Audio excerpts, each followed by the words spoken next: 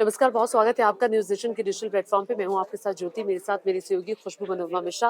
और आज देखिए बहुत इम्पोर्टेंट इशू की बात हम कर रहे हैं। लोकसभा में आज वक्फ संशोधन बिल पेश होने वाला है और ये बिल पेश करेंगे अल्पसंख्यक मामलों के मंत्री और संसदीय कार्य मंत्री किरेन रिजिजू। अब इसको लेकर बवाल मचा है। बहुत सारी विपक्षी पार्टियां, कांग्रेस, समाजवादी पार्टी, ये AIMIM, असदुद्दीन ओवैसी की पार्टी, ये इसका खुलकर विरोध कर रहे हैं और कई मुस्लिम संगठनों ने भी इसका विरोध किया है और कहा है कि जो संशोधन है वो कतई मंजूर नहीं होगा। दरअसल इस बिल को लाने के पीछे खुशबू मकसद है जो वक्फ बोर्ड की शक्तियां हैं, जो उनको उनकी नियंत्रित ताकत है, करना। उनको नियंत्रित किया जाए। बिल्कुल, बहुत स्वागत है आप सभी का। तो देखिए, देश में एक्चुअली है क्या कि 30 वक्फ बोर्ड हैं जो 8 लाख एकड़ से अधिक की संपत्तियों को नियंत्रित करते हैं। आप समझ लीजिए, ये उन्हें रेलवे और रक्षा मंत्रालय के बाद रियल एस्टेट का तीसरा सबसे बड़ा मालिक बनाता है।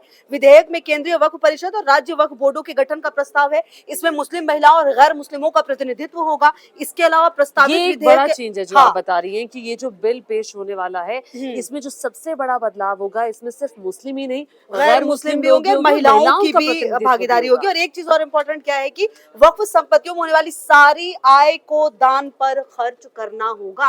ये सारे इंपॉर्टेंट पॉइंट्स है और इस पर अब क्या कुछ होगा ये तो देखिए बेहद महत्वपूर्ण है, लेकिन बयानों का दौर भी लगातार शुरू हो चुका है। बिल्कुल, बयानों की हम बात करेंगे, लेकिन उससे पहले हम्म। अपने दर्शकों को ये बताना ज़रूरी है, जैसा कि खुशबू ने बताया कि वक्फ बोर्ड दान की हुई संपत्ति। अब आपको कुछ समझ आ रहा है कि वक्फ बोर्ड क्या होता है? देखिए, वक्फ बोर्ड जो होता है, उसमें वक्फ संपत्तियाँ का प्रबंधन वो करता है। जो भी वक्फ मतलब दान में दी गई जो संपत्तियाँ हैं, वो उसका प्रबंधन करता है। और जो दान में दी गई संपत्ति है, उसका प्रबंधन कहाँ किया जाना चाहिए और कहाँ करना होता है उनको, बाकायदा इसके लिए भी नियम, कायदे, कानून बने हुए हैं। देखिए, वक्फ मुस्लिम समुदाय के विकास के लिए दी गई संपत्ति है, यानी कि ये जो दान में दिया गई संपत्ति है, इसका इस्तेमाल मुस्लिमों के वेलफेयर के लिए ही होगा। संपत्ति और संपत्ति के से हुए मुनाफे का हर राज्य के वक्फ बोर्ड प्रबंधन करते हैं। जैसा कि खुशबू ने बताया कि 30 से 32 वक्फ बोर्ड हमारे देश में हैं, 28 राज्य हैं, यूनियन टेरिटरीज हैं, तो इनके कुल मिलाकर 30 से 32 वक्फ बोर्ड हैं। 1954 में वक्फ बोर्ड का गठन हुआ था। जवाहरलाल नेहरू, जो कि पूर्व प्रधानमंत्री हैं, पहले प्रधानमंत्री देश के, उन्होंने वक्फ अधिनियम पारित किया था। अब सरकार ने 1964 में केंद्रीय वक्फ परिषद की स्थापना की। 1995 में प्रत्येक राज्य और प्रत्येक केंद्र शासित प्रदेश यानी कि यूनियन टेरिटरीज में वक्फ बोर्ड के गठन की अनुमति देने के लिए कानून में संशोधन किया गया। कानून में वक्फ बोर्ड के एक बार संशोधन नहीं बल्कि कई बार संशोधन हुआ। कांग्रेस पार्टी ने 2013 में भी संशोधन किया था। वक्फ बोर्ड ये सुनिश्चित करने के लिए जिम्मेदार है कि वक्फ संपत्ति से उत्पन्न आय का उपयोग मुस्लिम समुदाय के विकास के लिए किया जाएगा। और जैसा कि आप जानते हैं बिहार जो राज्य है वहाँ पर शिया और सुन्नी वक्फ बोर्ड या अलग-अलग वहाँ पर वक्फ बोर्ड हैं। और खुशबू ने आपको बताया कि 8 लाख से ज़्यादा की संपत्तियाँ हैं। 8 लाख करोड़, 8 लाख करोड़।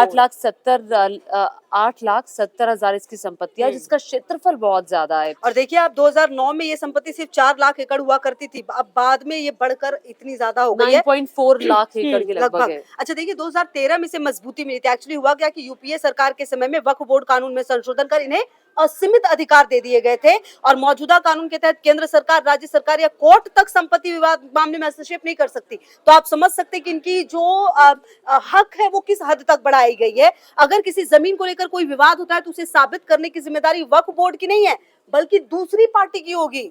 मतलब आप समझिए कि अगर किसी जमीन पर ये कहा जाए कि ये वक्फ बोर्ड की नहीं जो है, दावा कर रहा है, हाँ, जो दावा कर रहा है, तो उसे ही ये साबित करना होगा। मतलब उसे वक्फ बोर्ड कुछ नहीं करेगा, उसका तो है ही, मतलब उनका ये लेकिन अब मानना ये है। जो बिल लेकर आया जा रहा है, इसमें क्या करना होगा? वक्फ बोर्ड से कहा जाएगा ये संपत्ति आपकी है, आप इसका दावा पेश कर रहे हैं, तो आप बताएं, आप सबूत रखें। अच्छा, आप देखिए ना, सबूत या दस्तावेज भी नहीं देना होता था, तो अब वो भी दीजिए आप। मतलब कुल मिला के ये सारे बदलाव, मतलब देखिए पारदर्शिता शायद आए इससे। बिल्कुल पारदर्शिता आएगी, यही बीजेपी कह भी रही है, लेकिन इसका विरोध शुरू हो गया है। अब इसका विरोध किसने किया है? इसका विरोध समाजवादी पार्टी ने किया है, क्योंकि वक्फ बोर्ड के पास उत्तर प्रदेश में सबसे ज्यादा संपत्तियां, ये भी समझना होगा।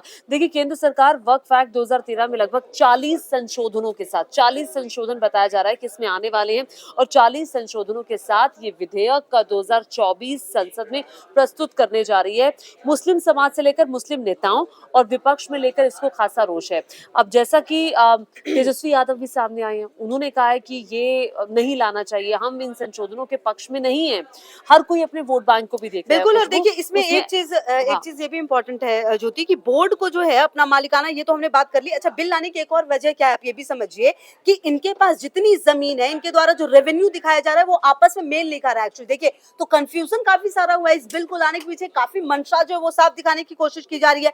वक्फ बोर्ड महज साल का 200 करोड़ का राजस्व दिखाता है, और इन्हीं बिंदुओं के साथ ही साथ जो असीम शक्तियां हैं उन्हें सीमित करने की कोशिश है। हालांकि देखिए विरोध के सुर जो है वो उठे हैं। जो सच्चर कमेटी ने अपनी रिपोर्ट में वक्फ बोर्ड के कामकाज में पारदर्शिता की बात कही है, और अब जैसा कि ज्योति बता रही थी, चाहे आप अखिलेश यादव की बात कर लें, तेजस्वी यादव की बात कर कांग्रेस लें, पार्टी, कांग्रेस की बात कर लें, AIMIM, AIMI, असदुद्दीन ओवैसी, वो तो बट ऑब्वियस था उनका, तो सब उस पर सरकार पर हम निशाना साध रहे हैं। और अब इस पूरे मामले में दिलचस्प ये देखना होगा कि अंदर क्या माहौल बनता है सदन में। अब देखिए इस बिल को लाने की मजबूरी क्या थी? जो वक्फ बोर्ड है वो उसकी जवाबदेही बने, पारदर्शिता है, जो प्रक्रिया है वो सारी ट्रांसपेरेंट रहे। इसके लिए बीजेपी कह रही है कि हम ये बिल लेकर आ रहे हैं, जो कि जरूरी है। इस बिल के जरिए सरकार देश के वक्फ बोर्ड की पूरी प्रक्रिया को अकाउंटेबल कर देगी, जवाबदेह कर देगी, और उनको हर सवाल का जवाब देना होगा। उनको बताना होगा कि आपके पास जो संपत्ति है उसका सोर्स क्या है, किसने ये आपको दी है, आपको कागजात प्रस्तुत करने होंगे, दस्तावेज रखने होंगे। अगर आप दस्तावेज नहीं रखते हैं तो फिर जो बिल में लिखा होगा, जो बिल में उसके लिए प्रावधान बनाया होगा, उसके तहत कार्रवाई की जाएगी। अब देखिए all India Muslim personal law board की तरफ से बिल के मद्देनजर ये कहा गया है कि वो मौजूदा वक्फ कानून में किसी तरह का कोई बदलाव मंजूर नहीं करते हैं, नहीं करेगा। उधर तेजस्वी यादव ने विरोध किया है। तेजस्वी यादव ने विरोध करते हुए कहा है कि बस वोट के लिए ही केंद्र सरकार ये अध्यादेश और विधेयक ला रही है, जो भी वो लेकर आएगी। हालांकि विधेयक है ये, और निश्चित तौर पर ये संशोधन लाया जाएगा, और निश्चित तौर पर ये देश में ध्रुवीकरण और लोगों को बांटने की राजनीति है। देखा जाए तो केंद्र सरकार को इसके अलावा कोई काम नहीं है, वो सिर्फ और सिर्फ इसी पर राजनीति करना चाहती है, इसी पर ही अपनी। बिल्कुल ज्योति, देखिए मौलाना इसके अरशद साथ मदनी का भी बयान आया है। और देखिए ये जो बिल होगा ना, ये सरकार के लिए शक्ति प्रदर्शन है एक तरह से, आप समझिए। जब से सरकार बनी है उसके बाद तीसरे टर्म का यह पहला शक्ति परीक्षण कह सकते हैं, जहां एक और विपक्ष इसे स्थायी समिति के पास भेजने की मांग की जा रही है। वहीं देखना होगा कि एनडीए सरकार में जो बीजेपी के साथ जो दो धड़े हैं सबसे ज्यादा इंपॉर्टेंट, उसमें से कौन कितना साथ में आता है, तो ये इस लिहाज से भी इंपॉर्टेंट हो जाता है देखना सदन में कि क्या कुछ होता है। अच्छा देखिए एक चीज और ये भी इसमें इंपॉर्टेंट है, हाँ। जो राजनीतिक पहलू है उस पर अगर आप बात करें तो कई ऐसे मुस्लिम समुदाय हैं जो सपोर्ट में भी आ रहे हैं। कई ऐसे दरगाहों के जो आप देखिए बातचीत हुई है, तो कुछ लोग सपोर्ट में भी है कि यहाँ पारदर्शिता आनी चाहिए। हालांकि कई ऐसा धड़ा है जो इसमें कंप्लीटली बटता हुआ नजर आ रहा है। जैसा कि ज्योति कई सारे जिक्र भी कर रही थी बयानों का, लगातार बयानबाजियों का दौर भी शुरू हो चुका है। अब इस बिल में क्या क्या आ सकता है? देखिए बिल में वक्फ शब्द को कम से कम 5 सालों से इस्लाम का पालन करने वाले और ऐसी संपत्ति के मालिकाना हक वाले व्यक्ति द्वारा स्पष्ट रूप से परिभाषित किया जाएगा। वक्फ संपत्ति उत्तराधिकार में महिलाओं को भी ऐसी संपत्तियों का उत्तराधिकार बनाने की बात कही गई है। वक्फ संपत्तियों के सर्वे के लिए जिला कलेक्टर स्तर का अधिकारी जो है वो फैसला करेगा, यानी कि जो डीएम को शक्तियां हैं वो दी जाएंगी। बिल्कुल। और देखिए वक्फ बोर्ड के रेवेन्यू की जांच हो सकेगी, जिला मजिस्ट्रेट के दफ्तर में जो है वो रजिस्टर्ड करनी होगी संपत्ति, जैसा कि हम लगातार आपको बोल रहे, ताकि संपत्ति का जो है वो मूल्यांकन हो, जो कि सबसे ज्यादा जरूरी है, इवैल्यूएट हो। बिल्कुल। केंद्रीय वक्फ काउंसिल और राज्य व केंद्र शासित वक्फ बोर्ड मुस्लिम महिलाओं और गैर मुस्लिमों का प्रतिनिधित्व होगा, जिसका जिक्र हमने लगातार किया है।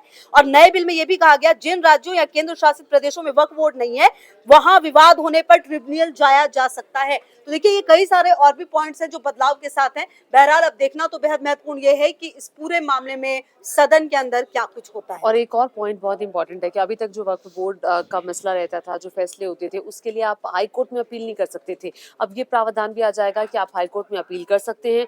ये प्रावधान अब तक नहीं था, तो ये भी बहुत महत्वपूर्ण है। यानी कि अब जितने बिल के संशोधन है और जो भी चीजें आएंगी वक्फ बोर्ड की शक्तियों को कम करने के लिए, उससे ये तय है कि अकाउंटेबिलिटी बहुत बढ़ जाएगी और वक्फ बोर्ड के जो अधिकार है वो सीमित कर दिए जाएंगे, जो फैले हुए थे, जिसका दायरा बहुत बड़ा था। अब देखना होगा कि जो विभिन्न राजनीतिक पार्टियां हैं उनका क्या रवैया रहता है, वो क्या कहते हैं। बिल्कुल लगातार नजर रहेगी। बहुत शुक्रिया। न्यूज नेशन अब व्हाट्सएप पर खबरों की ताजा अपडेट के लिए न्यूज नेशन के इस QR कोड को स्कैन करें।